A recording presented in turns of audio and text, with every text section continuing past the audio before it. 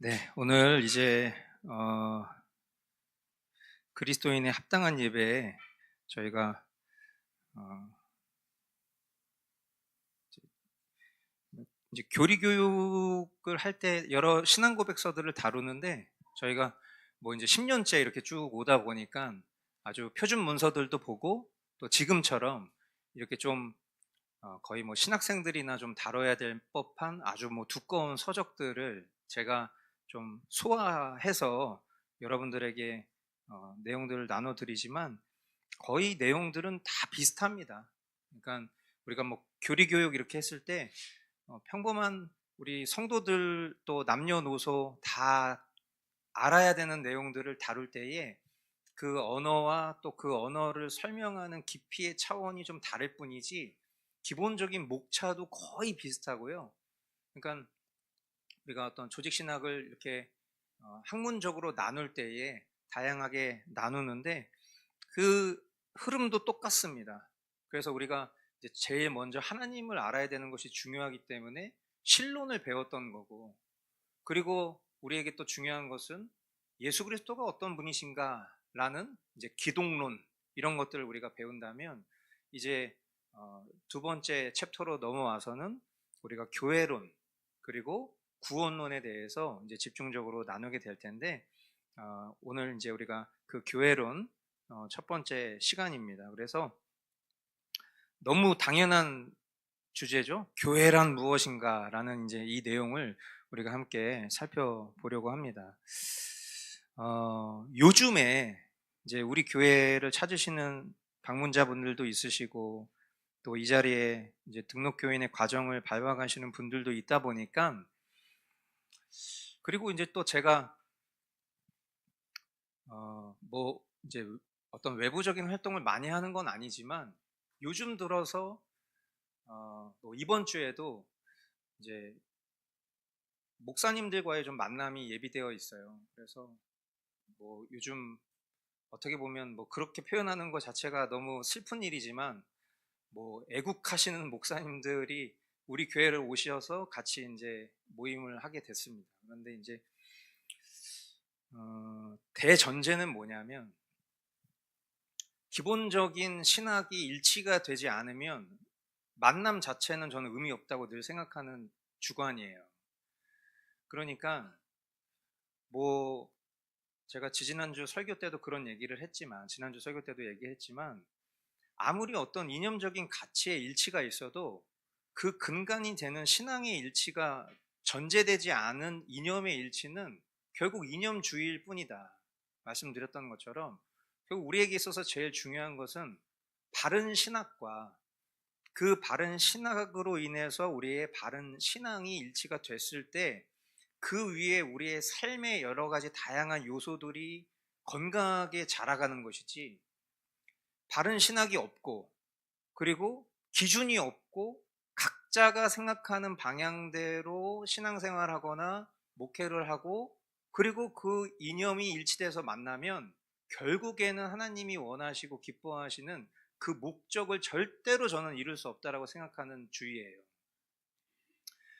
이게 뭐랑 똑같은 거냐면 이제 저희 교회에 연락하시는 분들 중에 그런 문의를 하시는 분들이 요즘에 진짜 많은데, 목사님 교회는 어떤 교회, 머스트교회는 어떤 교회예요? 이렇게 물어보시는 분들은 거의 없고, 어떤 프레임에 갇혀서 그런 질문을 하시는데 뭐라고 질문하시냐면 머스트 교회는 WCC, WEA, NCCK에 대해서 어떻게 생각하나요? 막 이렇게 얘기를 하세요. 제가 이제 얘기를 들어보면 그것보다 더 근원적이고 본질적인 것에 대한 정비가 안 되어 있으신 분 같이 보이거든요. 통화를 좀만 해보면 알아요. 이분이 하시는 말과 그 사용하는 단어에서 이분이 별로 그렇게 건전하지 않은 신앙의 배경을 갖고 계신 것처럼 보이는 분들이 참 많거든요. 물론 제가 그런 분들을 뭐 판단하거나 정죄하는 차원이 아니라, 목사는 뭐의 전문직이죠?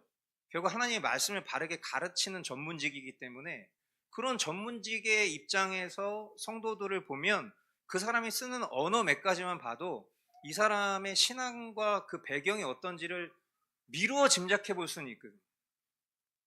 그런데 언어가 진짜 뭐 어떤 분들은 굉장히 신비주의적인 경향을 갖고 계신 분, 어떤 분들은 굉장히 기복주의적인 그런 모습인 분, 어떤 분들은 굉장히 인본주의적인 모습을 갖고 있는데 WCC, WA, NCK 이런 얘기 하시면은 제가 그거에 대해서 아, 그냥 한마디로 그냥 가름을 하죠. 저 그거랑 싸우는 사람입니다. 이렇게 얘기를 하지만 그것보다 더 중요한 게 있습니다라는 부연 설명을 드리면서 뭐가 더 중요한 건지, 그리고 그 중요한 것을 분별하는 기준이 뭔지에 대해서 설명을 해드릴 때가 있어요. 제가 왜 이런 말씀을 드리냐면, 저도 이제 뭐 친구들 중에 목회자들도 있고, 뭐 선후배 관계에 있는 사람들도 있고, 다양한 분들 만나고, 또 하물며 이 개혁주의 신학, 정통 장로교 신학을 공부한 제가 성결교단에 가서 말씀을 전하기도 하고, 감리교 교회에 가서도 설교를 하기도 하지만,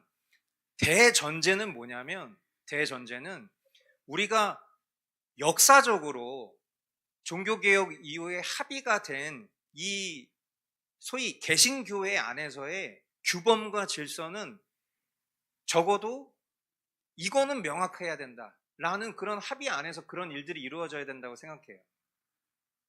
근데 목사님들이 그런 기준을 갖고 있지 않으면 어떻게 되냐면 당연히 성도들은 기준이 없어져요. 그러니까 뭐가 뭔지도 모르고 그냥 각자의 주관과 각자의 느낌과 그동안 본인이 해왔던 경험을 토대로 신앙생활 해버리는 거예요. 그럼 어떻게 되죠?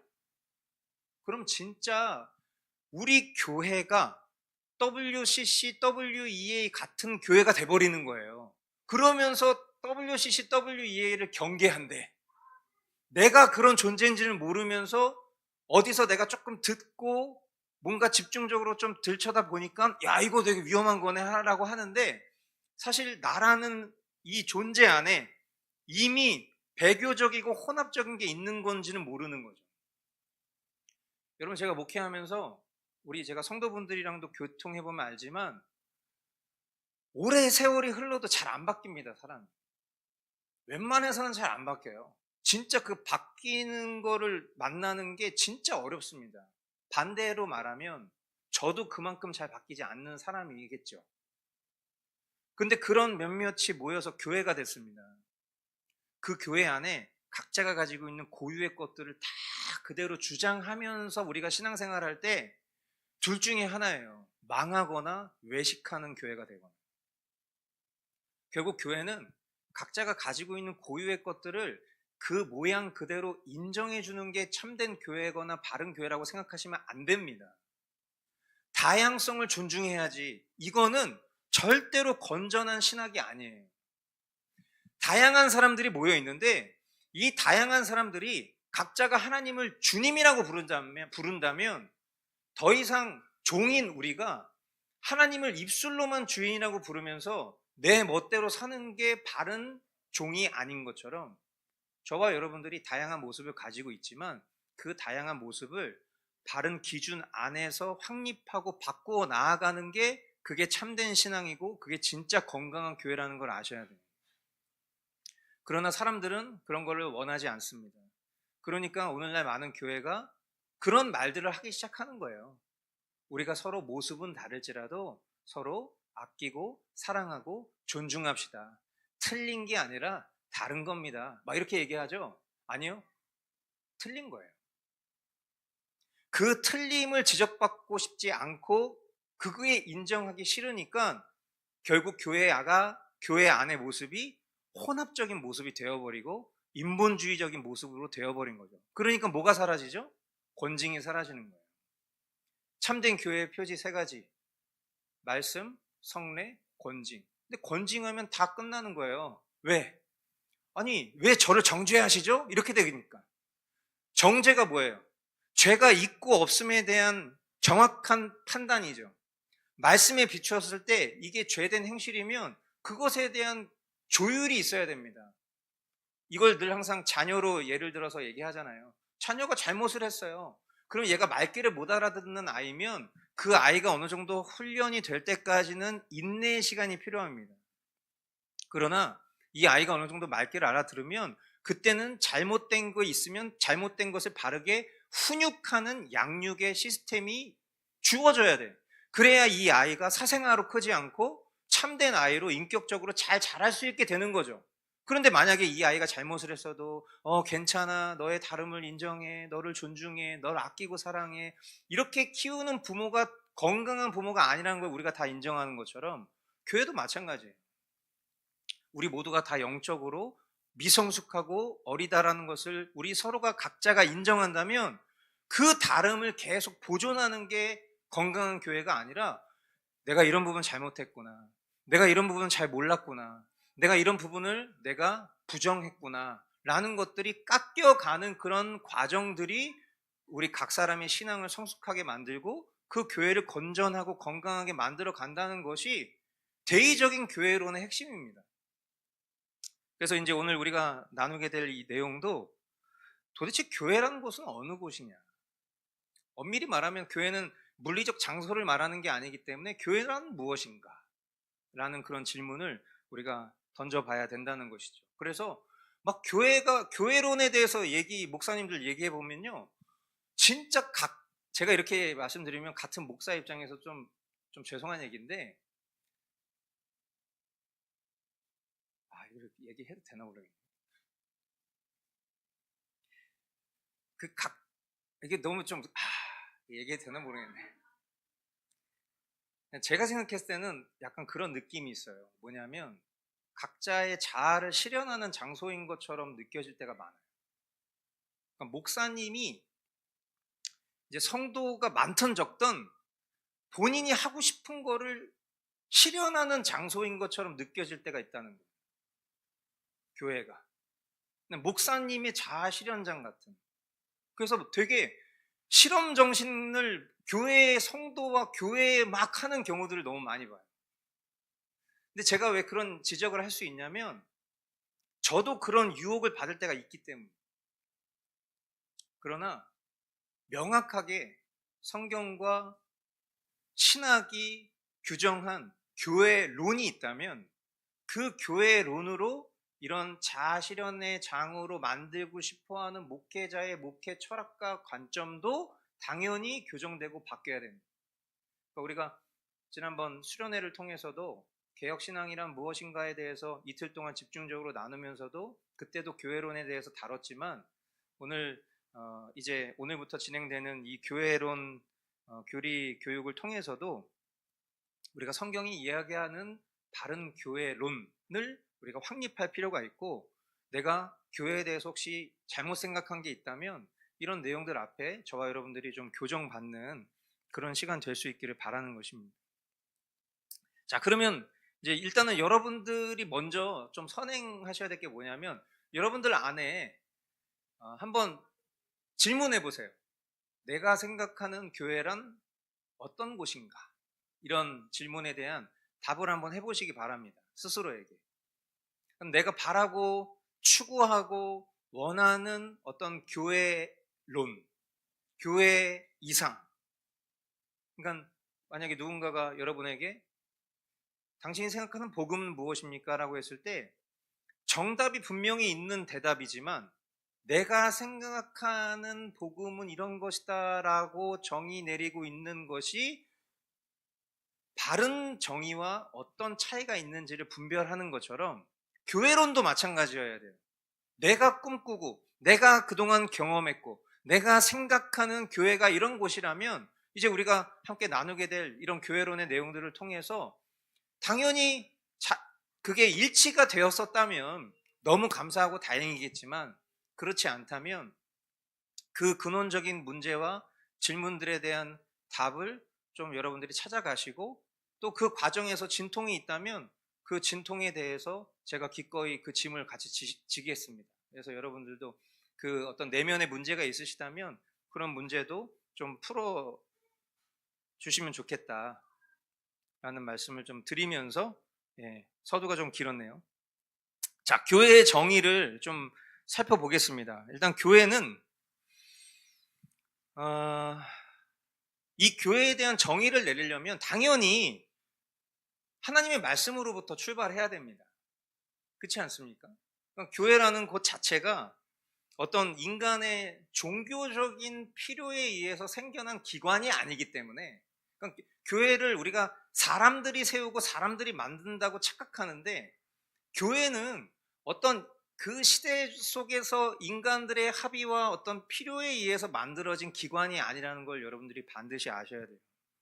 이 교회라는 곳 자체는 하나님의 은혜 언약에 뿌리를 둔 신적인 제도, 즉 다시 얘기하면 하나님이 세우신 곳이 바로 교회다라는 것을 여러분들이 아셔야 됩니다. 그래서 이 하나님의 은혜 언약의 대상자들, 우리가 이제 은혜 언약을 또 지난 이제 신론을 통해서도 우리가 배웠지만, 결국 하나님께서 우리에게 조건 없이 베풀어 주신 그 아들 예수 그리스도의 생명으로 베풀어 주신 그 생명의 약속의 수요자들이 은혜 언약의 대상자들이라면, 그 대상자들을 이 세상 가운데에서 보존하시는 목적으로 세워주신 곳이 교회다라는 것을 여러분들이 반드시 아셔야 된다는 거예요. 그래서 이제 거기 보시면 표가 있죠.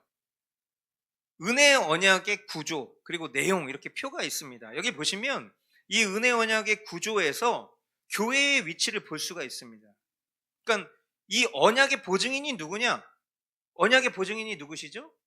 예수님이십니다. 그렇죠?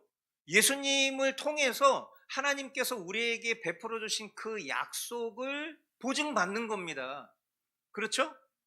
그러면 그 언약에 참여하는 이들이 누구예요? 이 예수 그리스도를 믿는 이들이 함께 모인 곳이 바로 교회인 것입니다. 그러니까 교회의 위치가 지금 이 위치에 놓여져 있는 겁니다. 그러니까 교회는 반드시 이런 은혜 언약 안에서 이해되어져야 한다. 그러니까 우리가 보통 일반 계시, 특별 계시 우리가 배웠지만, 일반 계시, 특별 계시를 이야기할 때 일반 계시를 통해서 하나님을 알 수 있습니다. 그렇죠? 일반 계시를 보편적으로 이야기할 때 어떤 것들을 이야기하죠? 하나님께서 창조하신 온 우주 만물을 보면서 어떤 신적 존재가 있구나라는 것을 모든 인간이 인식할 수 있다라고 했어요. 그러니까 생각해 보세요. 무신론자들의 주장은 거짓말입니다. 그게 왜 거짓말이죠? 하나님이 창조하신 모든 피조물, 특히 하나님의 형상으로 창조된 인간은 내재적으로 신적 존재에 대한 갈망 플러스 인식이 있습니다. 그러니까 뭐 교회를 다니든 다니지 않든 이런 거랑 상관이 없다는 얘기예요. 모든 인간은 하나님의 존재를 부정할 수 없게 하나님이 내재적으로 마치 DNA 같은 것들을 심어 놓으신 거예요. 그러니까 하나님의 존재를 부정할 수 없는데, 하나님이 없다라고 말하는 사람은 거짓말쟁이다. 성경이 그렇게 명백하게 이야기를 하고 있습니다. 겉으로는 나는 진짜 신이 있다고 생각하지 않아.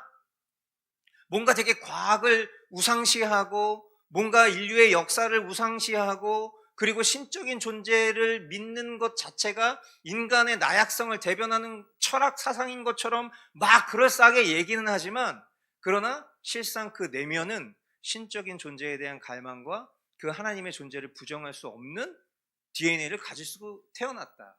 하나님이 그렇게 창조하셨으니까.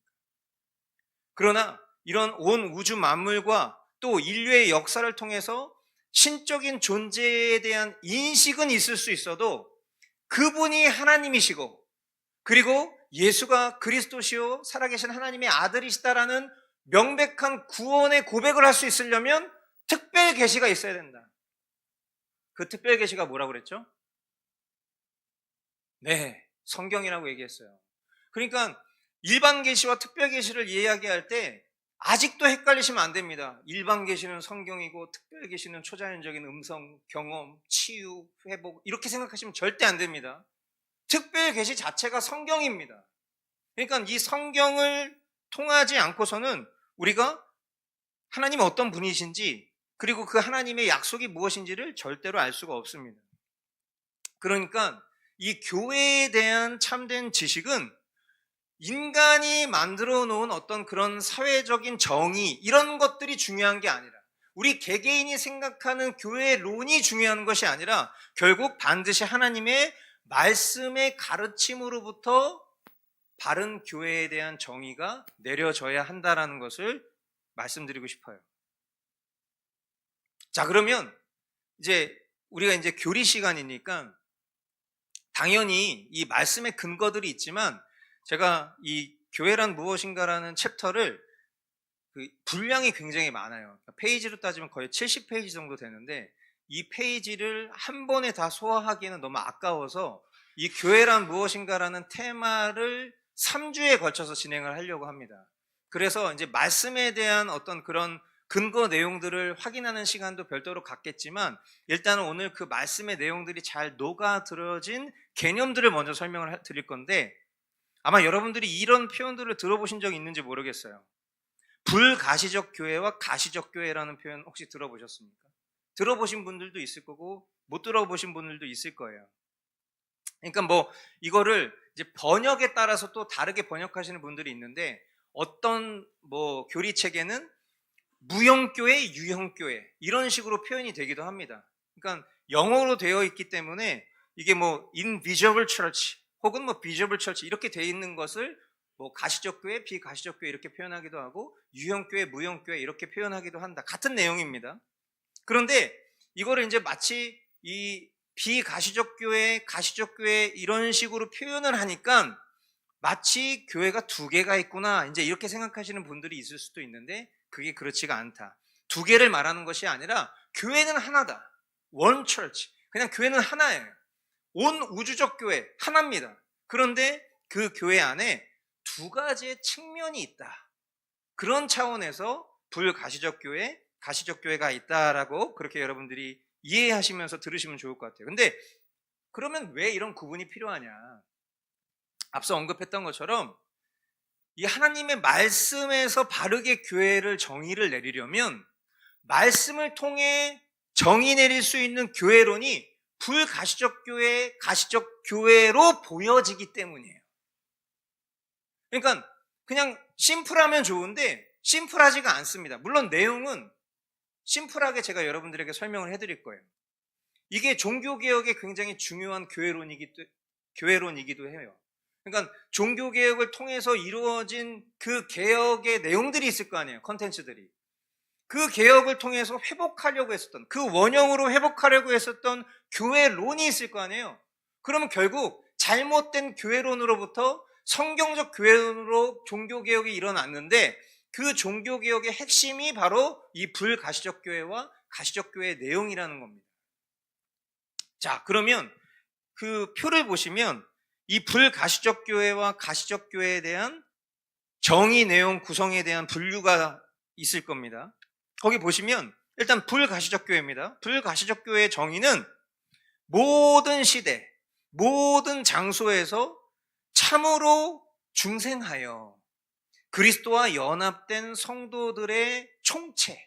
뭐 좀 어려운 표현 같지만 이게 이제 책에 담겨져 있는 언어니까 제가 그대로 읽긴 했지만 쉽게 얘기하면 참으로 거듭난 성도들의 모임. 이게 바로 불가시적 교회라는 거예요. 정의. 왜 이렇게 정의를 내렸냐? 왜 불가시적 교회라고 했냐? 우리가 누가 참으로 중생했는지. 저는 제가 이제 목회자로서 우리 교회의 성도분들을 봤을 때 저분이 거듭나는 신자인지 아닌지에 대한 생각을 안 할래야 안 할 수가 없습니다. 제가 뭐 이렇게 채점표를 들고 돌아다니면서 누구는 누구는 이렇게 하지 않아요. 근데 원하든 원하지 않든 모든 관심사는 저분이 참신자인가 아닌가 거의 여기에 모든 관심이 꽂혀 있다고 말해도 과언이 아닐 만큼 그게 제일 중요합니다. 근데 제일 슬픈 게 뭐냐면 중생한 증거를 어떻게 알 수 있냐. 우리는 몇 가지로밖에 제한하여 알 수밖에 없어요. 그렇죠? 우리가 제일 보편적으로 이 사람이 진짜 거듭난 사람인지 아닌지를 알 수 있는 방법은 성경적으로 이야기하고 있는 내용의 핵심은 그 사람의 열매를 보아 아는 겁니다. 그렇죠? 열매라고 했을 때 그 열매가 뭐죠?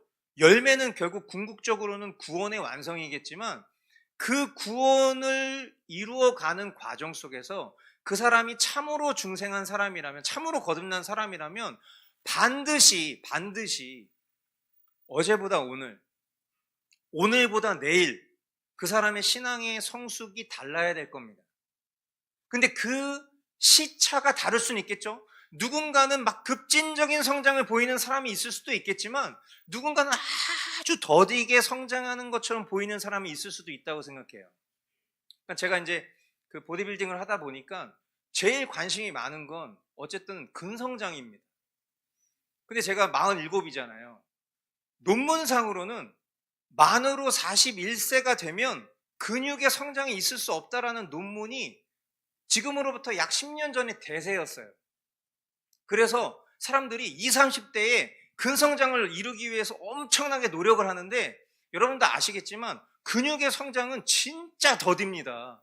지방은 엄청 빨리 늘어나는데 근육은 1년에 진짜 빡세게 하고 매일 닭가슴살 2kg씩 먹고 탄수화물 엄청 때려 넣어도 1년의 근성장, 그 순수한 합성된 그 근육량이 1kg만 늘어도 성공한 농사가 돼요. 근데 어느 정도 이제 근육 막 만들어서 자기가 막 벌크업 해가지고 몸무게 평상시보다 체중 막 한 8, 90kg 되면은 막 이러고 다니잖아요, 이러고. 막 이러고 다니다가 이제 뭐 대회 같은 데 나가거나 아니면 바디 프로필 찍는다고 커팅하고 다이어트 딱 하잖아요. 그러면 완전 멸치된다니, 멸치. 제 대회 사진 보셨잖아요. 67kg예요. 그 몸으로 바뀌어요. 그러면 근육이 훅훅 떨어집니다. 훅훅. 다시 원래대로 올라가려면 진짜 힘들어.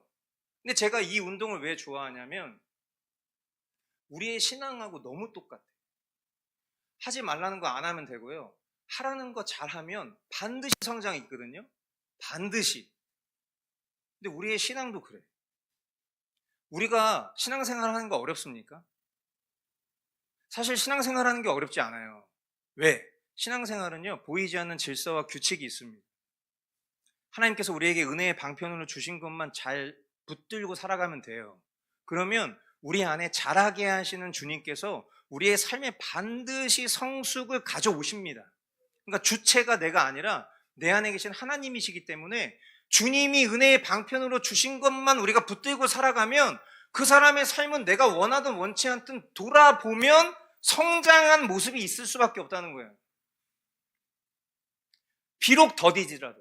사람마다 그 믿음의 분량이 다르기 때문에 성숙의 농도나 크기가 다를 수는 있는데 반드시 성장한다는 거예요. 근데 그렇지 않은 분들의 특징이 있어요. 맨날 옛날 얘기만 해. 내가 옛날엔 이랬는데, 내가 옛날엔 이것도 했고, 내가 옛날엔 이것도 했고, 막 이런 얘기만 해. 근데 지금 현재 그 과거의 영광에 못 미치는 모습으로 살고 있다면 심각한 일인 거예요. 어쩌면 과거의 모습이 성장이 아니었을 수도 있는 거예요. 참된 신자라면 반드시 열매를 통해서 알기 때문에 우리의 시간의 종국으로 가까이 가면 가까이 갈수록 참 신자로서 성화의 모습이 깊어질 수밖에 없을 텐데 지금 내 모습이 그렇지 않고 내가 과거의 영광 속에 사로잡혀 살아가고 있다면 참 신자가 아닐 가능성이 있는 겁니다. 이런 기준은 당연히 목사인 제 자신에게도 동일합니다. 그러니까 저도 가끔은 두려운 순간이 있는 거예요. 내가 이렇게 사람들에게 복음을 전하고 하나님의 말씀을 가르쳤지만 정작 내 삶에 성숙한 열매가 맺히지 않고 내게 예수 그리스도의 형상이 점점 진해지는 게 아니라 더 죄인된 모습만 또렷해지고 내가 하나님 말씀 보기를 거역하고 내가 하나님의 시선을 두려워하는 게 아니라 사람 눈치 보면서 위장술만 늘어나고 있다면 내가 진짜 신자가 맞나? 이런 생각을 제 스스로도 한다는 거예요. 동일하죠? 우리가 이 자리에 교인으로 모여 있어요. 교인. 교인이라고 부를 때에는 참된 신자, 다른 말로 얘기하면 성도죠. 그러나 교인은 교회에 다니는 사람. 우리 중에 누가 참된 신자인지, 누가 가라지인지는 우리는 모릅니다. 어렴풋이 또 간헐적으로 진단해 볼 수는 있어도 누가 진짜 신자고 누가 위선자인지는 우리는 모른다는 거예요. 이게 바로 불가시적 교회, 그 의미입니다. 그래서 결국 사람의 마음을 우리가 직접적으로 볼 수가 없다. 그럼 가시적 교회는 뭐냐? 정의는 그렇습니다. 참된 신앙을 고백하고 말씀과 성례 아래 모이는 지상의 회중을 말한다, 이렇게 얘기했죠. 그러니까 오늘 제가 신앙 고백 시간에 우리 성도분들을 다 체크했습니다. 그래서 애들도 이제 보고 싶어서 애들이 고백을 잘 하고 있나 슬쩍슬쩍 이렇게 보기도 하고, 또 저쪽 안에 잠옷실 안에 계신 분이 신앙 고백 잘하고 있나 보고, 또 방송실 안에 계신 형제님이 신앙 고백을 잘하고 있나 이렇게 막 보기도 하고, 그러면서 오늘은 신앙 고백을 다 하셨구나, 안도감이 이렇게 딱 드는 그런 날이었어요. 왜냐하면 오늘은 뉴비, 소위 얘기하는 뉴비 분들이 없었어요. 오늘은 그래도 다 우리 어느 정도 익숙하신 분들만 다 오신 날이었고 처음 있는 날입니다. 이런 뉴비가 없는 주가 한 몇 개월 만에 처음이었던 거예요. 마음이 이렇게 편하지. 큰일이네.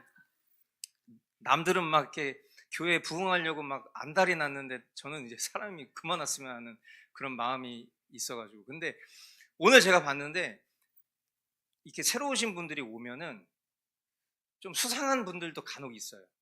그러니까 사도신경을 일체하지 않는 사람. 그러면 저는 이거 조금 이 사람은 경계해서 봐야 되겠구나 이렇게 보거든요. 근데 오늘은 모든 분들이 사도신경을 다 했어요. 그러니까 제가 우리는 오늘 그래도 이 명백한 신앙의 고백을 하는 그런 사람들끼리 모였구나, 가시적 교회 성도들이 모였구나 라는 확인을 한 거죠. 물론 외면적인 그런 고백을 할 수도 있습니다. 그러니까 이게 전부가 아니라는 얘기입니다. 그러니까 겉으로 보여지는 것으로는 그럴 수 있다라는 얘기예요. 사실은 이 가시적 교회라는 뜻 자체가. 그래서 여기에는 당연히 참된 신자도 있을 것이고, 플러스 겉으로 신자인 것처럼 보이지만은 하나님이 보셨을 때에는 외적인 고백자, 즉 위선자가 포함되어 있을 가능성이 있다라는 겁니다. 핵심은 앞서도 말씀드렸다시피 두 교회가 아니라, 지금 이것을 이렇게 디바인하는 개념이 아니라 하나의 교회에 이런 두 가지의 측면이 존재한다라는 것을 여러분들에게 설명드린다는 거, 그거를 계속 여러분들이 인지하셔야 돼요. 그러니까 이분화하는 오류를 조심해야 된다. 이 교회는 진짜 교회, 이 교회는 가짜 교회, 이 교회는 불가시적 교회, 이 교회는 가시적 교회, 이런 식으로 나누는 오류를 우리가 조심해야 된다. 왜? 결국 우리가 이걸 이분화하게 되잖아요. 그러면 로마 카톨릭 교회처럼, 로마 카톨릭 교회 성도들은요 다 구원의 확신이 있어요.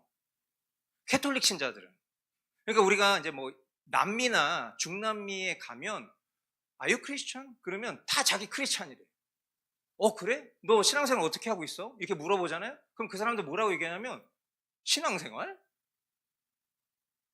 태어나서 자기가 기억이 없을 때 유아 세례 받으러 교회 한번 가고, 자기 나중에 결혼할 때 성당에서 결혼식하고, 죽어서 장례 지낼 때, 인생 살면서 3번 딱 교회 가도 자기는 크리스찬이라고 생각하고 살아가는 사람들이 많아요. 그러니까 이 로마 카톨릭처럼 교회를 어떤 교황권 아래 두고 내가 그 교회의 교적을 등록하는 순간 나는 교인이다라고 생각하는, 이걸 좀 다른 말로 표현하면 제도적이죠. 제도적으로 정의하는 그런 문제가 생긴다는 거예요. 저와 여러분들이 경계해야 되는 건 그런 거예요. 그러니까 가시적 교회를 로마 카톨릭 교회처럼 볼 수도 있다. 또 다른 측면으로는 급진적 제세례파. 그러니까 제세례파에 대해서도 여러분들에게 여러 차례 설명해 드렸지만, 그러니까 교회를 어떤 순전히 불가시적 영적으로만 정의하면서 이런 제도적인 교회를 경시 여기는, 그러니까 막 자기의 어떤 그런 구원의 확신을 재차 확인하기 위해서 세례를 반복적으로 받으려고 한다든지, 뭔가 마치 옛날 구약의 제사제도처럼 내가 뭔가 죄를 지으면 그 죄 씻음을 위해서 뭔가 새로운 행위를 더해야 되는 것처럼 여기면서 뭔가 그런 영적인 순수성을 더하려고 하지만 사실은 그리스도의 속죄를 완벽하게 부인하는 식의 이런 잘못된 오류의 교회론을 가지게 될 수 있다. 결국 건강한 참된 개혁 신앙인은 어떻게 이 교회를 생각해야 되는가? 교회는 본질적으로는 당연히 참된 신자들의 모임이지만 가시적인 형태를 취하면서 항상 내 신앙의 진실함을 결국 아까 우리 표에서 본 것처럼 내 언약의 보증이 누구신가? 저와 여러분의 보증이 누구시죠? 예수님. 내 삶의 주인이 예수님 맞나? 예수님이 정말 나의 죄를 위해서 십자가에서 죽으신, 내가 그리스도와 함께 십자가에서 죽었다라는 그 보증의 실제가 예수님 맞나? 라는 질문을 정직하게 우리 자신에게 던져보면서 내가 영광에 이르는 그 은혜의 수단을 취하고 있느냐? 저와 여러분들이 하나님의 영광에 이르는 은혜의 수단을 취한다는 건 무슨 얘기죠? 은혜의 방편이 뭐예요? 얘기해 보세요. 은혜의 방편이 뭐예요? 말씀, 기도, 성례. 내가 이 말씀과 기도의 삶을 정직하게 살아가고 있느냐? 내가 그거를 정말 생명으로 여기고 있느냐? 제가 누차 말씀드립니다만 말씀과 기도의 삶을 살지 않는 사람은 신자가 아니라고 말씀드렸잖아요. 이게 교회의 규범을 말하는 게 아니에요. 교회의 규범을. 이게 제가 만들어 놓은 어떤 성역을 그어놓고 말씀과 기도의 삶을 살지 않으면 머스트교회 회원이 될 수 없습니다라는 것을 협박하기 위한 그런 자료의 내용이 아니라고. 저와 여러분들의 하나님께서 주신 그 은혜가 보존될 수 있는 건 목사든 전도사든 어떤 신자든 다 말씀 앞에 놓여져 있어야 돼요. 그러나 내가 말씀과 기도의 삶을 살고 있지 않으면서 내가 교회에서 신앙생활을 하고 있으니까 마치 가시적 교회의 회원인 것처럼 비가시적 교회로서 내가 살아가는 삶은 없는 채로 가시적 교회의 모습으로 내가 착각하고 살아간다면 이거는 영생을 놓고 도박하는 개념입니다. 나중에 주님 앞에 갔을 때 주님이 우리를 모른다고 하실 수도 있어요. 지난주에 야다 얘기했잖아요. 야다. 주님과의 관계예요. 그 주님과의 오늘의 관계가 없어요. 내가 진짜 참된 신자인지 아닌지는 내 열매를 통해서만 안다고. 내가 내 열매를 보증할 수가 없잖아요. 그럼 우리가 해야 될 오늘의 성실은 그 은혜의 방편 앞에 놓이려고 해야 되는 거라고. 근데 내가 이 삶을 살고 있지 않다? 근데 내가 목사야. 그럼 난 목사니까. 내가 그동안 해온 게 있잖아. 주님이 이걸 보시고 나를 모른다고 하실 수가 없지. 여러분, 교만이 패망의 지름길입니다. 참된 신자는 이렇게 생각을 안 해요. 참된 신자의 구조는 이렇게 생각하지 않는다. 오늘도 내가 하나님 말씀 없으면 나 죽어. 참된 신자는 이렇게 생각하지. 주님, 제가 그동안 이만큼 이렇게 하지 않았습니까? 이거 어디서 많이 들어보지 않으셨어요? 성경에 그렇게 써 있잖아. 내가 주님의 이름으로 이것도 했습니다. 내가 주님의 이름으로 기적도 베풀었습니다. 내가 주님의 이름으로 이것도 했는데, 근데 주님이 너무 벙찌시는 거예요. 너 누구냐? 난 너 모르겠는데? 그럼 이거 싫어합니다. 하물며 우리가 어떤 태도로 살고 있는지, 과연 나는 이 불가시적 교회와 가시적 교회로서의 어떤 이런 역할들을 온전히 감당하고 있느냐? 굉장히 중요한 문제입니다. 그래서 여러분 말씀 보실 때 진실되게 보십시오. 우리의 말씀 묵상은 어제보다 오늘 더 성숙해져야 됩니다. 내가 과거에 열심 냈던 그 열심 수준만도 지금 내가 말씀을 보고 있지 못하다면 이거 굉장히 내가 영적으로 병들었다라는 시그널입니다. 제가 또 운동 비율을 안 들 수가 없는데 진짜 몸이 점점 좋아지는 사람들의 특징은 뭐냐면요. 약점을 계속 보완해요. 제 약점이 어딜까요? 스캔해 보세요, 빨리. 제가 어디가 제일 약점처럼 보이세요? 아까 우리 성도님께서 저보고 오셔서 저기 죄송한데 어깨 한 번만 만져봐도 되냐고. 제가 여태까지 신앙생활 하면서 그런 얘기 처음 들어봤는데 너무 뿌듯한 거예요. 왠지 아세요? 제 약점이 어깨거든요. 근데 제 어깨를 이렇게 만져보시면서 어깨가 나는 이게 안에 뭐 뽕이 들어있나 했어요. 이렇게 얘기하시더라고요. 그래서 제가 만져보세요. 막 이렇게 너무 행복한 거, 너무 행복한 거. 왜냐면 제가 요즘에 어깨를 엄청 보완하고 있거든요. 어깨 운동에 제일 좋은 건 뭐죠? 이사경제, 어깨 운동에 뭐가 제일 좋습니까? 밀리터리 프레스. 네, 밀리터리 프레스 좋은 사람도 있는데 저는 사이드 레터널이 되게 중요하다고 생각하는 사람이에요.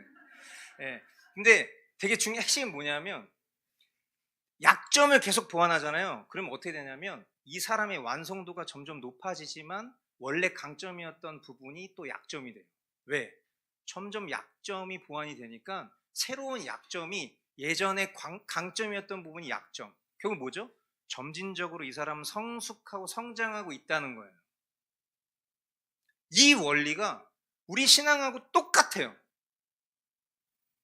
여러분, 내가 신앙생활하고 있는 모습을 한번 잘 생각해 보세요. 제가 일일이 쫓아다니면서 막 훈수질 두고 싶지 않아서 말을 아끼고 있는 게 100개면 100개입니다. 사실은 그때그때마다 경종을 울리고 싶은 순간이 많아요.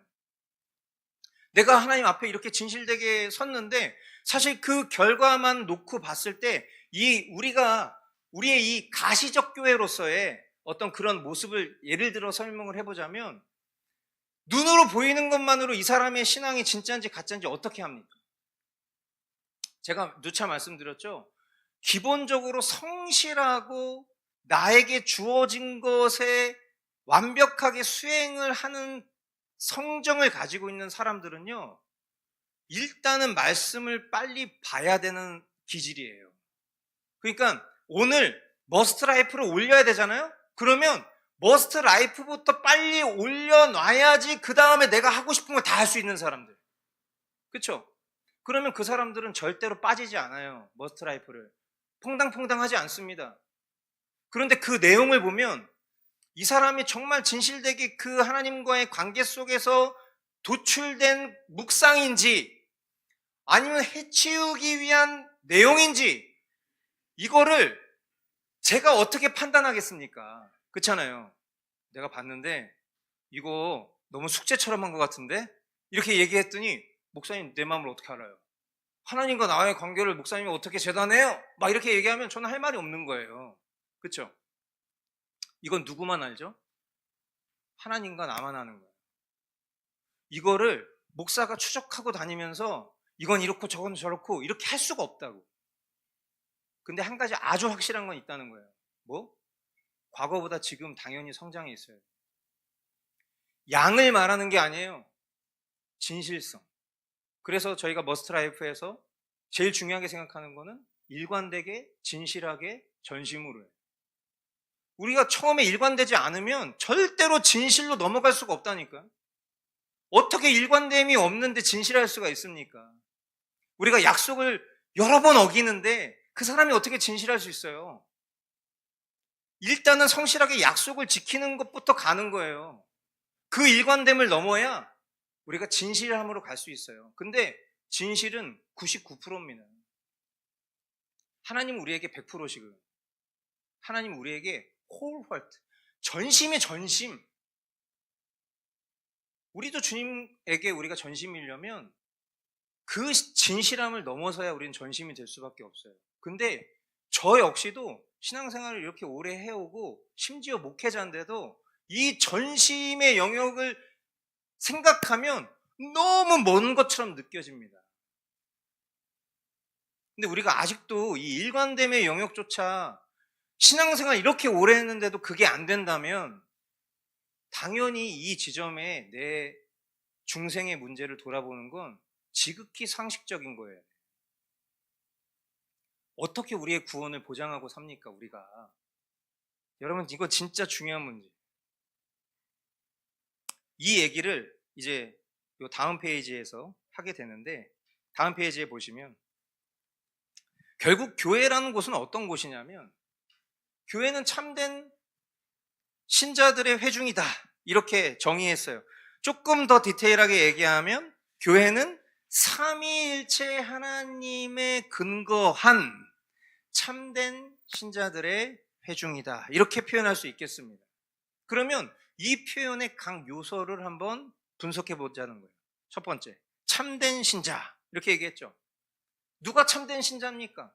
여러분 자신 스스로에게 질문해 보세요. 나는 참된 신자인가? 여러분 참된 신자십니까? 만약에 참된 신자의 정의를 내려본다면 우리가 이 밑에서도 자세히 다루겠지만 참된 신자는 기본적으로 중생한 사람을 말하는 거죠. born again, 거듭난 사람을 말하는 거예요. 근데 우리가 어떻게 거듭났죠? 저와 여러분들이 어떻게 거듭났죠? 우리가 그것을 신학적인 언어로 표현하자면 이렇게밖에 표현을 못하는 거예요. 그거는 말로 형용할 수 없는 방식으로 우리는 거듭난 거예요. 그렇죠? 그러니까 니고데모가 이 거듭남에 대한 질문을 할 때 아니 어떻게 제가 엄마 뱃속으로 다시 들어갑니까? 이런 말 같지도 않은 얘기를 했지만 그 말이 팩트잖아요. 어떻게 사람이 한번 태어났는데 다시 태어나냐고, 어떻게 다시 리본 하냐고, 말이 안 되는 거잖아요. 그런데 이것을 이제 우리가 표현할 때 하나님의 초자연적이고 전능한 능력으로 우리의 전 인격이 그리스도로 변화된 것, 그리스도로 다시 태어난 것, 그리스도와 함께 십자가에서 죽고 그리스도로 다시 태어난 것, 이게 중생이잖아요. 이게 born again, 이게 거듭남입니다. 그러니까 참된 신자는 거듭난 사람들인 거예요. 그리고 이 거듭남이 어떻게 일어나냐? 즉, 뭐 다른 말로 얘기하면 어떻게 우리가 구원을 받았냐? 오늘 우리가 에베소서 말씀을 통해서 정답을 받습니다. 그렇죠? 우리 질문하겠습니다. 제가 특별히 이 복음 훈련 학생 우리 양성규 성도님께 질문을 해보겠습니다.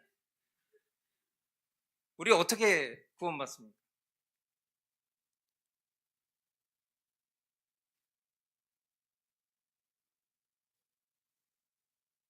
미리 합의를 했어야 되는데, 그죠? 이게 답을 아시는데 지금 살짝 헷갈리시는 상황인데. 그렇죠. 와, 박수. 정답하겠습니다. 야, 원래 이 답에 늘 고정 정답자가 지금 화장실 가가지고 제가 원래는 화장실 갔어요. 이게 여러분 어떻게 우리가 구원을 받느냐라고 얘기했을 때 100점짜리 정답이 있다고 얘기했잖아요. 그렇죠? 우리는 보통 어떻게 구원받습니까? 그렇게 물어보면 당연히 뭐 믿음으로 구원받죠. 뭐 은혜로 구원받죠. 이렇게 얘기하는데 50점 이렇게 얘기했어요. 왜? 100점의 정답이 성경적인 언어로 있기 때문이에요. 우리가 어떻게 구원을 받았냐? 믿음을 통하여 은혜로 구원받았다. 오늘 우리가 에베소서 말씀을 통해서 본 핵심입니다. 그래서 이 은혜와 믿음을 풀어서까지 설명하잖아요. 은혜는 뭐죠? 하나님이 우리에게 주시는 값없이 주시는 선물입니다. 믿음은 뭐죠? 그것을 취하는 거예요. 취하는 행동, 도구입니다. 그러니까 믿음을 통하여 은혜로 구원받는다고 했을 때 우리 모두는 다 믿음이 있어요. 불신자들도 믿음이 있어요. 그들의 나름의 믿음을 갖고 사는 거예요.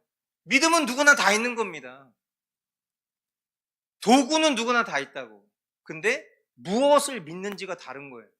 저와 여러분들은 은혜를 믿는 겁니다. 은혜가 뭐예요? 예수 그리스도예요. 예수 그리스도를 믿는 믿음으로 우리가 구원을 받는 거죠. 그게 바로 중생의 원리입니다. 그러니까 중생이라는 것은 하나님의 말씀과 허락하신 믿음의 플러그인, 이 결합을 통해서 이거를 너무 학적인 것처럼 여러분들이 오해하시지 않으면 좋겠어요. 이게 막 분석한다고 해서 무슨 막 하나님의 역사를 우리가 무슨 막 지식적으로 이거를 막 분해하고 파헤친다고 생각하시면 안 돼요. 최대한 이게 어떤 하나님의 놀라운 신비와 역사 가운데 일어나는지를 성경적으로 설명하는 것뿐이지 이걸 뭐 과학적이고 논리적으로 파헤치는 그런 교만한 패턴을 말하는 게 아니라는 걸 여러분들이 오해하시면 안 돼요. 왜 그러냐면, 왜 이런 얘기를 하냐면 우리 기독교 신앙 안에 정말 잘못된 대표적인 믿음이 광신이기 때문에. 광신주의. 여러분 광신이 뭡니까? 믿음에 대한 것도 종류가 다양합니다. 우리 복음을 전할 때 세 가지 아주 대표적인 잘못된 믿음을 가르쳐 드려요. 미신. 미신이 뭐예요? 없는 것을 믿는 것. 없을미 믿을 신. 여러분, 우리가 엄청나게 많은 미신 사상에 사로잡혀 살고 있잖아요. 세상 사람들도. 두 번째, 맹신. 맹신이 뭡니까? 분별 없이 맹종하여 따르는 거예요. 세 번째, 바로 이 광신입니다. 광신. 광신이란 게 뭐죠? 광신. 어떤 초월적인 것을 기대는 거예요. 여러분, 저와 여러분들의 믿음의 근거가 뭐라고 얘기했어요? 하나님 말씀이죠. 저와 여러분들의 믿음의 근거가 말씀이라는 것에 대해서 우리 모두 다 동의합니다. 그런데 실제로 살아가는 삶을 보잖아요. 기적을 추구하면서 살아요.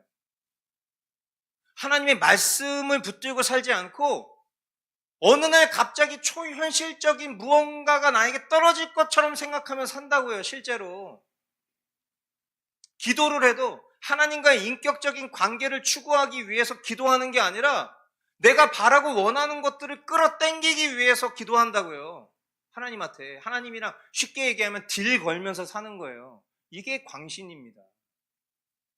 그러니까 이런 광신주의가, 이런 사람들이 중생한 신자라고 볼 수 있느냐? 이런 사람들이 참된 신자라고 볼 수 있느냐? 그러기가 어렵기 때문에 일단은 교회라는 곳은 본질상 삼위일체 하나님의 사역을 통해서 중생한 신자들의 모임이라고 했을 때 참된 신자는 기본적으로 이런 기본적인 원칙을 가지고 있다는 걸 아셔야 돼요. 내가 참된 신자인가 아닌가를 이런 내용들을 통해서 돌아보는 것이죠. 그러면 회중은 뭡니까? 회중. 말 그대로 함께 모인 공동체입니다. 그러니까 어떤 단순한 개인들의 집합이 아니라 함께 모인 언약 백성들인 거예요. 우리 한 사람 한 사람의 언약 백성들이 모인 곳이 바로 교회라는 곳이죠. 그러니까 교회는 이런 내용들을 통해서도 확인해 볼 수 있듯이 본질적으로 공동체적입니다. 그래서 우리 한 사람 한 사람이 우리가 교회라고 부를 수는 있지만 엄밀한 의미에서 우리가 한 사람 한 사람 개인이 독단적으로 교회가 될 수는 없습니다.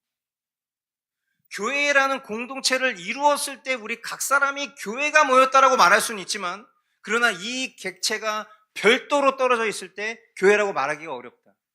그래서 반드시 교회는 공동체적이고, 우리가 신구약 성경을 봐도 구약을 봐도 구약교회가 뭐예요? 이스라엘이라는 그 민족을 대표로 하나님의 그 뷰파인더가, 하나님의 그 시선이 그 수많은 열방 가운데 이스라엘 민족에게 꽂혀 있었습니다. 우리는 그 이스라엘 민족을 하나님이 어떻게 여기시는지를 보면서 이 이스라엘 민족이라는 교회를 하나님이 어떻게 다루어 가시는지를 보았고, 그리고 그 복음의 역사와 능력이, 하나님의 그 관심이 세계 열방으로 흩어졌을 때 그 각 세계 속에서 예수가 그리스도이심을, 삼위일체 하나님을 믿는 그 신앙의 고백을 가진 사람들이 교회로 모이는 모습들을 신약 성경을 통해서 보는 것이고, 그리고 저와 여러분들 신약 백성인 우리도 지금 교회를 이루며 살아가고 있으면서 하나님의 시선이 이 가운데 머물러 있다는 것을 인지하고 살아가고 있는 중이잖아요. 그래서 가난한 성도는 있을 수가 없는 겁니다. 나 혼자 신앙생활 할 거야. 죄송한 얘기인데요, 그 사람의 신앙이 겉으로는 가시적 교인인 것처럼 보일 수 있을지 몰라도 어쩌면 그 사람은 불가시적 교회의 관점에서 참된 신자가 아닐 가능성이 높은 겁니다. 왜? 하나님의 질서, 하나님이 원하시는 방향, 하나님의 목표는 교회이기 때문에. 그러니까 결국 다 자기가 주인된 신앙생활을 하는 겁니다. 우리의 죄성의 기반은 다 자기 중심적, 내가 주인이 되려고 하는 죄의 기원이 그랬고, 그 죄의 출발부터 모든 게 다 그렇습니다. 그러니까 하나님의 말씀 속에 기준이 있는데 이 기준을 따르지 않으려고 하는 것을 내 신앙의 어떤 관점과 스타일로 여기며 살아가는 것이 신앙의 다양성이라고 착각하게 만드는 속임수에 빠지면 안 돼요. 우리는 그렇게 완전한 존재가 아닙니다. 성경 어디에도 독단적인 개체는 존재하지 않는다. 구약이든 신약이든 항상 공동체, 교회를 통해 하나님은 언약 백성을 보존하신다. 이제 이런 얘기를 하면 또 어떤 분들은 이제 좀 부정적으로 보시는 분들, 우리 교인, 우리 성도분들이 그렇다는 게 아니라 이제 교회에 대한 부정적인 인식을 갖고 계신 분들은 이제 교회론을 강조하잖아요. 그러면 이제 막 엄청 비웃어요. 그러면서 뭐라고 얘기하냐면, 그래야 뭐 목사도 설 무대가 있고 또 성도가 있어야 헌금이 거쳐야 본인도 먹고 사니까 저렇게 얘기하는 거지. 그러니까 교회가 인류 역사상 없어지지 않는 이유는 이 교회를 사업체처럼 생각했었던 이 목사 같은 놈들이 있어서 그래. 막 이렇게 얘기하잖아요. 근데 그분들 보면은 진짜 하고 싶은 얘기가 되게 많아요. 뭐 성도분들이 헌금 내면 다 제 통장으로 들어온 줄 알아요. 그래서 저보고 제가 뭐 운동 가르쳐 드리는 어떤 분이 있는데 그분이 저한테 목사님 차 뭐예요? 막 이래. 제 차 왜요? 목사님 교회 성도분들 그 헌금 목사님 목사님 거 아니에요? 막 이래. 바로 스쿼트 100개. 근데 실제로 그렇게 생각하시는 분들 진짜 많아요. 근데 여러분, 제가 거듭 말씀드리지만 저 같은 성정의 사람이 교회가 제일 힘듭니다. 여러분도 비슷하시지 않나요? 내성적인 사람들, 내향적인 사람들, 소위 아이라고 말하는 사람들이 교회에 되기가 제일 어렵지 않나요? 굉장히 큰 용기를 가지고 와야 돼요. 이 주일, 이 모임을 위해서 지금 제가 여기서 막 이렇게 말씀을 전하고 가르치고 있으니까 제가 이게 굉장히 적성에 잘 맞는 것처럼 여러분이 생각하실지 모르겠지만 아시잖아요. 저는 강단에 올라와서 공황장애가 왔다고. 성도들의 눈을 보며 대화하는데 공황장애가 온다고요. 이 정도로 힘든 일이에요. 왜? 지극히 개인주의적이거든요. 지극히 나밖에 모르는 존재거든요. 그런데 이런 내가 누군가에게 내 시간을 내어주고 내 감정을 내어주고 내 마음의 한켠을 열어야 되고 이런 희생과 섬김이 있지 않으면 교회로서 설 수가 없다는 것을 알기 때문에 주님을 의지하고 그 삶을 사는 것뿐이에요. 이게 주님이 우리에게 원하고 요구하시는 것이기 때문에. 그리고 그 속에 우리의 신앙과 믿음을 보존하는 하나님의 방식이 들어있기 때문에. 그래서 여러분, 무슨 어디 회원가입하는 것처럼 신앙생활 하시면 절대 안 돼요. 우리의 믿음은 더 서로를 돌아봐야 되고 하나님과의 관계를 기반으로 해서 서로를 더 사랑하는 방향으로 나아가야 돼.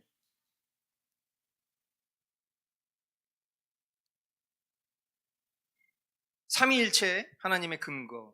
결국 이런 교회의 존재는 삼위일체 하나님 사역에 뿌리를 둔다.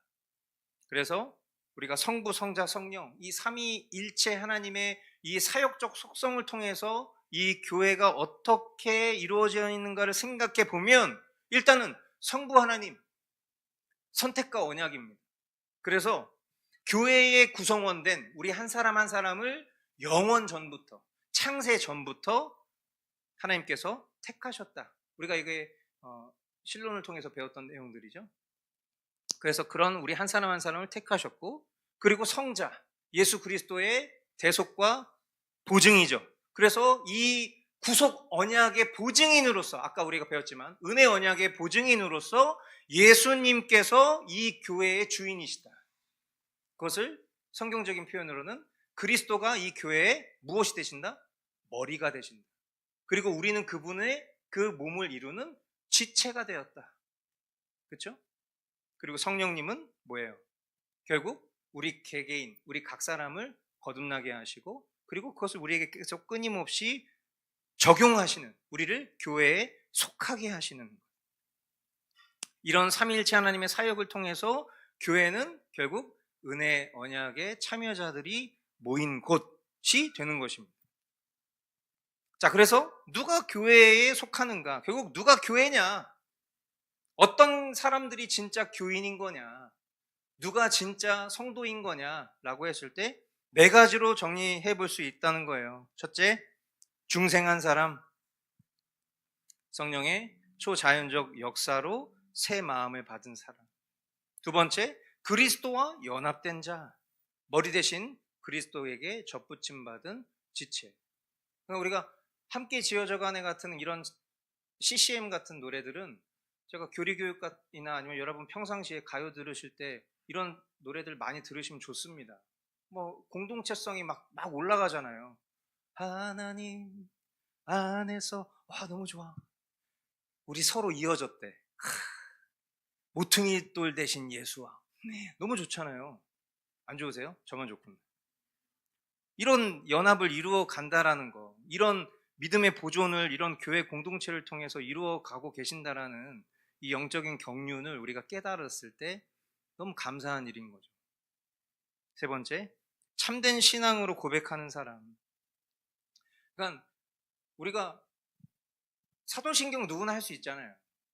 누구나 할 수 있는 그 사도신경을 하지 않는 사람이 제일 위험한 사람이에요. 그렇죠? 누구나 할 수 있는데 그걸 안 한다면 그건 거의 의도성을 갖고 있는 거거든요. 나는 이 고백을, 내 고백을 절대 하지 않을 거야. 그러니까 당연히 회중 가운데, 우리는 회중 예배이기 때문에 이 회중 가운데 이런 동일한 고백, 우리가 예를 들어서 전시 상황이에요. 그럼 바깥에서 누군가가 딱 두들겼을 때 뻐꾸기, 그러면 야옹 이러면 같은 편. 이게 뻐꾸기면 뻐꾸 이러면 적이다 이렇게 되는 건데, 우린 상호 간에 합의가 됐거든. 뻐꾸기는 야옹이야. 뻐꾸기 야옹, 우리 편. 딱 문 열어주는 거야. 그때 사도신경 그런 거라니까요. 동일한 고백을 하는 자리라고. 이 자리가 이 고백으로 예배가 시작이 되는 거라고. 근데 이 고백을 안 한다? 위험한 사람이에요. 그런데 누구나 할 수 있는 이 고백이, 이 내적인 고백이 외적인 증거로 나타나느냐, 그건 또 별개의 문제라는 거죠. 그러나 분명한 것은 반드시 참된 고백이라면 그 사람의 삶의 열매로 반드시 드러납니다. 그게 교회다. 교회에 속한 자다. 네 번째, 함께 모이는 자. 이게 진짜 중요한 겁니다. 그러니까 우리가 어떤 개인주의적인 시대를 맞이하면 맞이할수록 교회는 더욱더 공동체성을 띄어야 됩니다. 그러니까 제가 말씀드리지만, 저는 우리가 이런 이제 보편적 교회의 형태로 신앙생활을 할 수 있는 날이 머지않아서 없어질 거라고 생각하는 사람이에요. 그 근거 역시도 성경적인 근거인 것입니다. 결국 우리가 예수님 이름 때문에 모든 민족으로부터 미움을 당하는 시대가 예수님이 다시 오시기 직전의 모습이라면, 그럼 당연히 예수님 이름 때문에 핍박을 당한다라는 것은 신앙의 자유가 보존되지 않는 상태를 말하는 거겠죠. 그런데 지금 우리가 살아가고 있는 현실을 봤을 때 그런 국가들이 있습니다. 신앙의 자유가 보존되지 않은 국가들이 있다고요. 그 국가들의 이름을 나열해 보면 딱 정리가 됩니다. 그럼 그 국가들이 지금 펼치고 있는 방식과 지금 우리나라가 나아가고 있는 방향을 대입해 봤을 때, 아하, 신앙의 자유를 보존하는 국가들과 같지 않게 신앙의 자유를 억압하고 존재하지 않는 국가의 방향성을 따라가고 있다면 그걸 통해서 깨달을 수 있는 거예요. 이제 우리의 신앙이 자유로운 보장을 받을 수 있는 날이 얼마 남지 않았구나. 구름을 보면 비가 오겠구나, 당연히 아는 거예요. 이걸 뭘 깊이 연구해보고 무슨 계시를 받고 하나님이 나에게 예언을 주시고 그런 필요가 없다니까.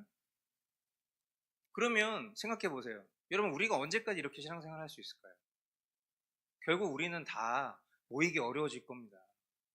그럼 우리 각 사람이 살아가고 있는 그 가정이 교회로 설 수밖에 없을 것입니다. 그래서 하나님의 그 말씀의 질서에 따라 우리 가장들이 그래서 되게 중요한 거예요. 그러니까 신앙과 모든 삶의 영역들을 아버지가 책임지지 않고 어머니가 책임지는 방식으로 가는 것이 결코 권장되지 않습니다. 그러니까 아버지들께서는 정신을 바짝 차리셔야 돼요. 바른 말씀과 교리로 내 아내와 자녀들을 양육할 수 있는 준비를 갖춰놓지 않으면 결국은 가정의 신앙의 질서는 파괴될 거예요. 그래서 우리 아내분들도 정신을 바짝 차려야 돼요. 지금 각자가 해야 될 그 본연의 지위와 역할에 최선을 다하려고 해야 돼요. 성경적인 남자와 여자의 질서를 속히 회복하셔야 됩니다. 너무 중요한 거예요. 결국 교회는 이런 거.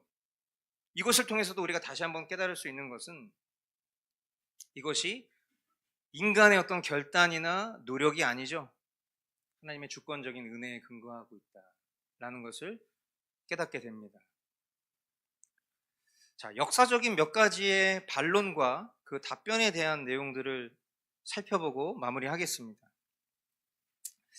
이제 이런 질문들이 있는 거예요. 뭐냐면 만약에 이 교회에 위선자가 있다면, 그러니까 참된 신자가 아닌 사람이 섞여 있다면, 그러니까 이 어떤 의도성을 가진 위선자를 말하는 게 아니라 그게 의도를 가지고 있든 의도를 가지고 있지 않든 자기가 참된 신자라고 착각하는 위선자가 있을 수 있잖아요.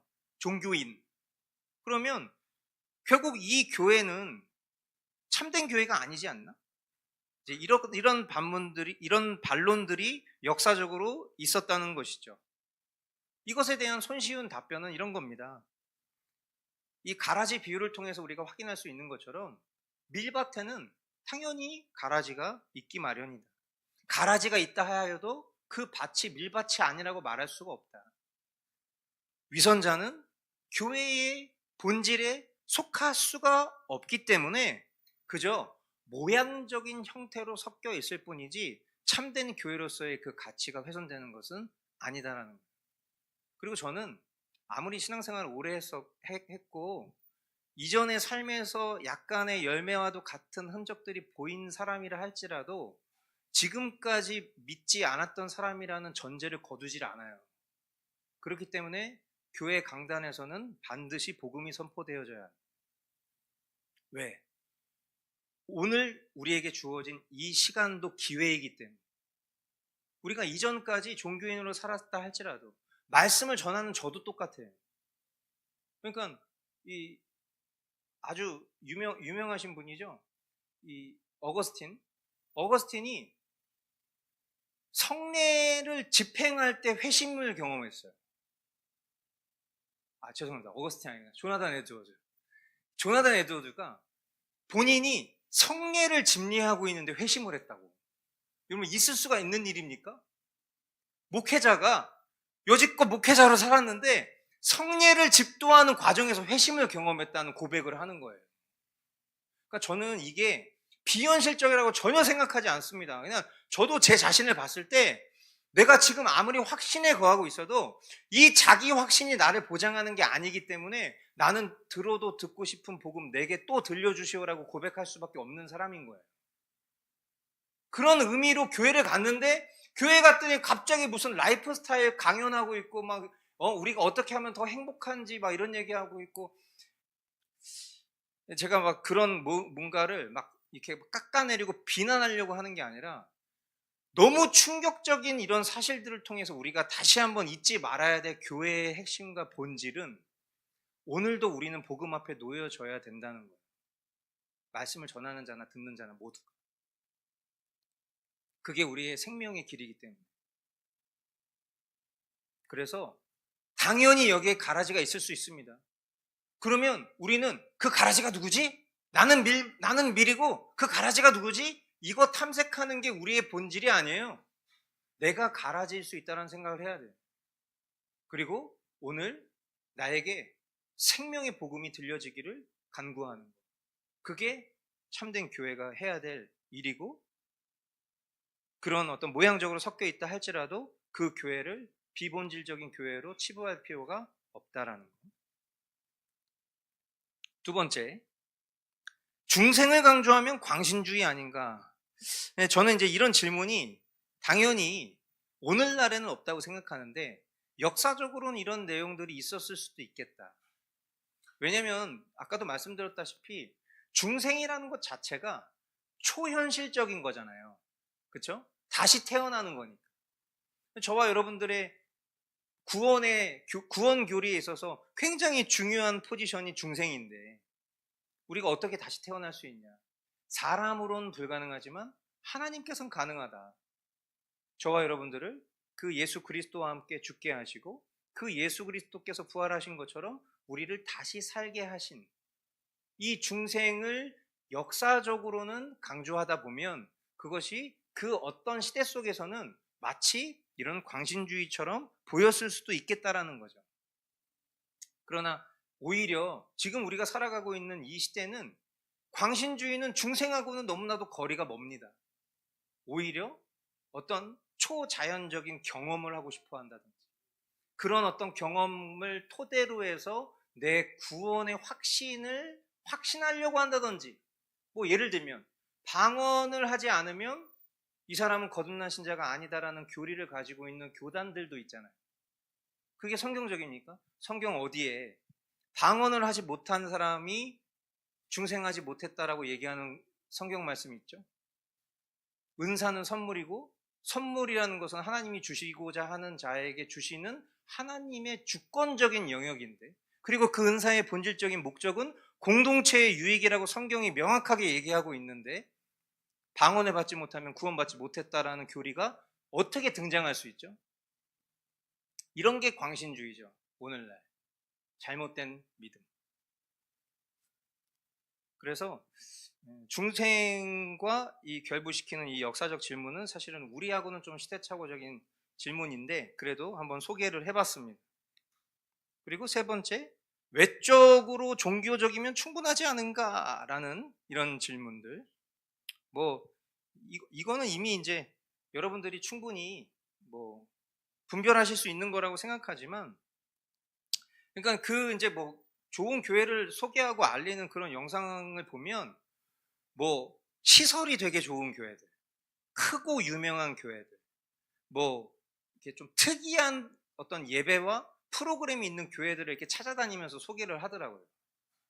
아, 우리 교회는 안 오겠구나 이제 이렇게 생각하고 되게 한편으로는 좋게 생각했는데, 왜냐하면 이제 우리가 생각했을 때 좋은 교회라는 아까 처음 서두에 던졌던 질문을 보면 그런 부분들이 굉장히 많은 포지션을 차지하고 있다는 거예요. 어떤 교회가 좋은 교회일까? 사람들이 생각하는 좋은 교회, 막 시설이 너무 좋고 막 거기에 막 다채로운 막 그 요소와 프로그램들이 있고, 그러니까 우리가 생각했을 때는 그런 교회가 당연히 좋다고 생각하지 않겠습니까? 주차가 편리하고 아이들을 맡아주는 타가 시설이 잘 돼 있고 막 좋은 카페인데 막 거의 무상으로 제공되고 뭐 그렇잖아요. 그래서 제가 처음에 우리 교회도 막 제 친구가 그 떡볶이 그 사람이 뭐 다짜고짜 막 그 카메라 들고 와가지고 와 너무 좋다 막 그래서 막 이렇게 내 그거 올라가지 않기를 너무 바랬다고요. 왜냐하면 우리 교회는 사실은 그런 걸로 보여지는 걸로 담아낼 수 없는 교회라고 저는 생각하는데, 사람들이 여기 교회 왔을 때 그거 보러 오시는 분들이 진짜 많아요. 지지난주에는 어떤 분이 그 교회 리모델링 하는데 우리 교회 벤치마킹해서 짓겠다고 오셔서 구경하고 가셨어요. 우리 교리공교육 한창 할 때 실제로. 그리고 주중에도 와가지고 여기가 그 영상에서 나오는 여기가 막 이런다니까요.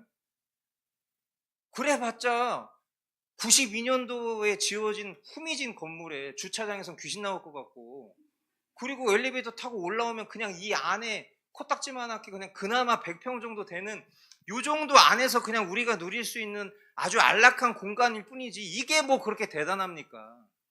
일주일에 한 번 고작 여기서 머무는 시간은 5시간, 6시간밖에 되지 않는데 그거를 우리가 그 교회가 좋은 교회라고 말한다는 것 자체는 사실은 지금 오늘 우리가 다룬 내용들로 생각해 보면 하나님한테 좀 너무 죄송한 얘기 아닐까요?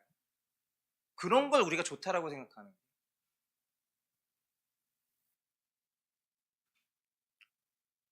그래서 어떤 이런 외적인 것으로 좋은 교회 이렇게 생각하는 그런 기준, 이런 부분도 우리가 좀 많이 돌아봐야 될 영역이지 않을까. 생각해 봅니다. 그리고 뭐 부연 설명을 좀 드리자면 목사님을 보고 교회를 결정하는 것도 저는 당연히 합당하지 않다고 생각해요. 사람과의 허니문은 길어야 저는 한 6개월이라고 봅니다. 여러분들 6개월 지나면 저에게 관심도 안 가져요. 뭐 밥을 먹었는지, 뭐 어떻게 사는지, 뭐 관심이 없어요. 다 서로 다 그래, 다. 그러니까 결국 제가 늘 말씀드리지만 우리가 좋은 교회는 결국 우리 각 사람이 좋은 교회로 살아야 됩니다. 그런 사람들이 모인 곳이 좋은 교회가 되는 것이지, 뭐 시설 얼마 안 갑니다. 여러분, 우리가 좋은 집을 얻기 위해서 그렇게 열심히 노력하고 막 처음에 막 오늘의 집 보면서 막 난 내 방을 이렇게 꾸밀 거야. 나중에 청소도 안 하잖아요. 똑같습니다. 사람도 마찬가지죠. 나중에 시간이 지나면 애틋한 마음으로 사는 거지, 뭐 막 무슨 막 뜨거운 열정과 넘치는 사랑으로 사는 게 아닌 것처럼. 물론 저는 아닙니다.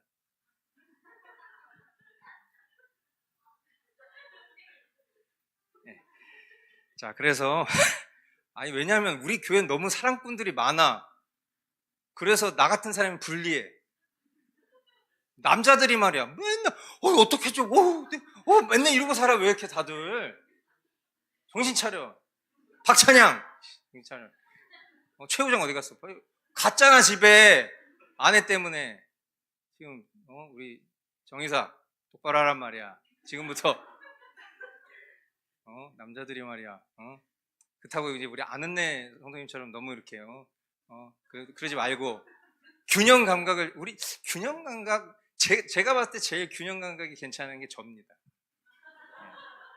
좀.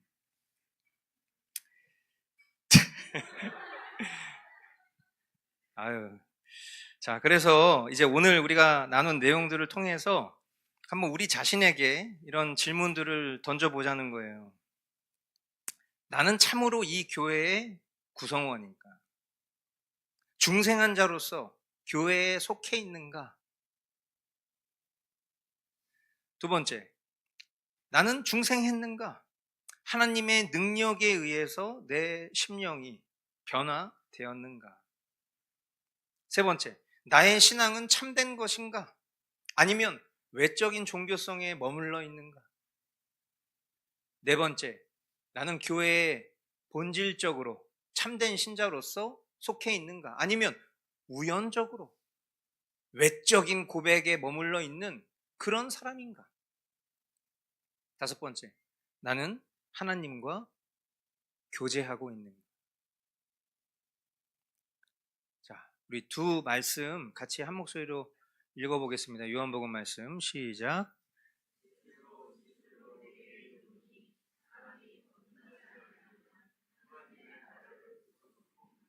아멘. 예, 너무 중요합니다. 저와 여러분들이 중생하지 않으면 우리가 교회에 머물러 있어도 하나님 나라 못 봅니다.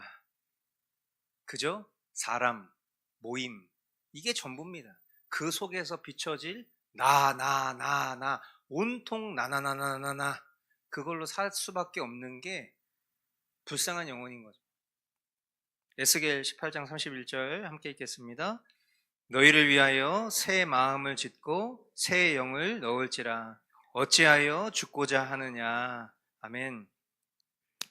예, 결국 이 참된 교회로서 이 교회에 대한 그 본질을 우리가 추구하면서 나아가는 과정 속에서 결국 오늘 우리가 내린 가장 중요한 것은 결국 삼위일체 하나님의 은혜로 중생한 사람들, 그것이 참된 교회다라는 오늘의 결론입니다. 그래서 우리가 다음 주, 다다음 주 이렇게 교리교육 통해서 이 교회의 본질에 대해서 조금 더 살펴볼 계획이에요. 그래서 다음 주에는 교회의 속성과 표지 중에서 특별히 교회의 4가지 표지에 대해서 참된 교회가 무엇인지 같이 살펴보도록 하겠습니다. 네, 오늘 나눈 내용 속에서 질문 있으시면 질문 받겠습니다.